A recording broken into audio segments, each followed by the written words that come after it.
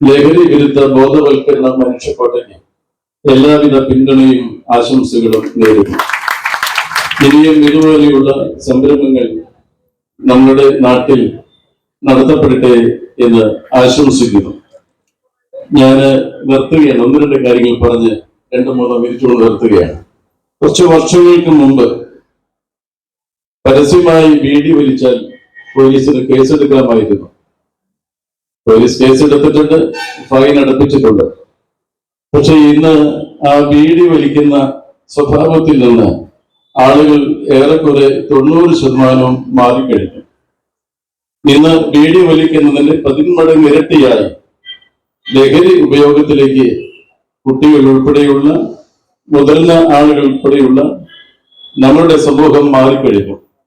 ഇളയിടം പറഞ്ഞതുപോലെ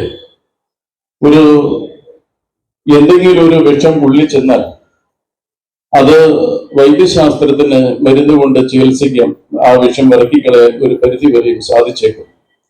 അണലി കടിച്ചാൽ ഡോക്ടർ പറയും ഇത് എളുപ്പമല്ല എന്ന് പറയും. അണലി വിഷം പോലെ ഇന്ന് രക്തത്തിൽ കലർന്ന് സ്വഭാവ രൂപീകരണത്തിൽ ലഹരിയിലേക്ക് തള്ളിവിടുന്ന ഒരു വലിയ വിപത്തായി ഈ ലഹരിയുടെ ഉപയോഗം നമ്മുടെ നാടിനെ നശിപ്പിച്ചു കഴിഞ്ഞു എന്ന് ഈ തരുണത്തിൽ ഞാൻ ഓർക്കുമ്പോൾ, ഞാൻ ഈ പറയുന്ന കാര്യം നിങ്ങൾക്ക് എല്ലാവർക്കും അറിയാം, നിങ്ങൾക്കറിയാവുന്ന കാര്യമാണ് ഞങ്ങൾ ഈ സ്റ്റേജിൽ പറയുന്നത്. അതുകൊണ്ട് ഇതിന്റെ ഒരു പ്രസംഗമല്ല ആവശ്യം, ഇതിന് നടത്തിപ്പുണ്ടാക്കാൻ സാധിക്കുമോ എന്നുള്ളതാണ് ഇതിന് പരമമായ ആവശ്യമായിരിക്കുന്നത്. ഇവിടെ പറഞ്ഞപ്പോൾ എനിക്ക് ഇച്ചിരി മറിവി. ചില സമയത്ത് ആരോ പറഞ്ഞു സാക്ഷിയില്ലാത്തത് കൊണ്ട് കേസെടുക്കാൻ പറ്റുന്നില്ല. ഞാൻ പറഞ്ഞു തരാം, ഇതിന്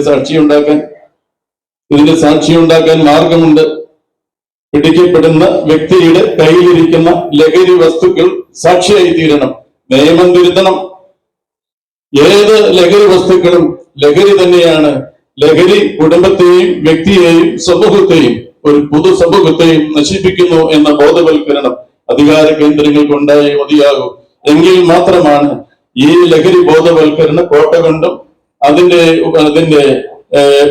ക്ലാസുകൾ കൊണ്ടും ബോധവൽക്കരണം കൊണ്ടൊക്കെയും പരിഹാരം ഉണ്ടാകുകയുള്ളൂ. ഇപ്പോൾ ഇതിനകത്ത് ഏറ്റവും വലിയ പ്രശ്നം, പോലീസ് പിടിച്ചാൽ പോലീസിന് ഒരുപാട് മാർഗങ്ങൾ ഇതിനകത്തുണ്ട്. അത് പച്ചനെ പറയണമെന്ന് പറഞ്ഞാൽ ഞാൻ പച്ചനെ പറയാൻ തയ്യാറാണ്. ആദ്യം തന്നെ ചോദിക്കും, നിന്റെ കയ്യിൽ എത്ര ഗ്രാമുണ്ട്? ഈ ഗ്രാമിന്റെ അളവ് മാറ്റിയിട്ട് ലഹരി വസ്തുവിനോട് കൂടി ഒരു ലഹരി കൊണ്ടുകിടക്കുന്നവനോ ഉപയോഗിക്കുന്നവന് പിടിക്കപ്പെട്ടാൽ അവന്റെ കയ്യിലിരിക്കുന്ന ലഹരി വസ്തു അവന് ഇതിനെ സാക്ഷ്യമായി കേസെടുക്കാൻ ഈ കേരളത്തിൽ നിയമം ഉണ്ടാകണം. അതല്ലാതെ ഇതുകൊണ്ട് യാതൊരു മാർഗവുമില്ല. ഇത് ഭവനങ്ങളിൽ രക്ഷിതാക്കൾക്ക് അറിയില്ലാഞ്ഞിട്ടല്ല, സ്കൂളിൽ അധ്യാപകർക്ക് അറിയില്ലാഞ്ഞിട്ടല്ല.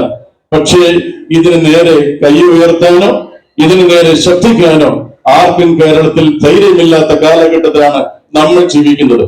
അതുകൊണ്ട് മനുഷ്യക്കോട്ടയും ബോധവൽക്കരണവും ഇതെല്ലാം ആവശ്യമായിരിക്കുന്നതോടൊപ്പം തന്നെ ശക്തമായ നിയമ നടപടി ഇതിനുണ്ടെങ്കിൽ മാത്രമാണ് ഇതിന് രക്ഷയുള്ളൂ, ഇതിന് പരിഹാരമുള്ളൂ, കേരളം രക്ഷപ്പെടുകയുള്ളൂ എന്ന് പറഞ്ഞുകൊണ്ട് ഈ ലഹരി വിരുദ്ധ ബോധവൽക്കരണ കോട്ടയ്ക്ക് എല്ലാ പിന്തുണയും ആശംസിച്ചുകൊണ്ട് വാക്കുകൾ നിർത്തുന്നു.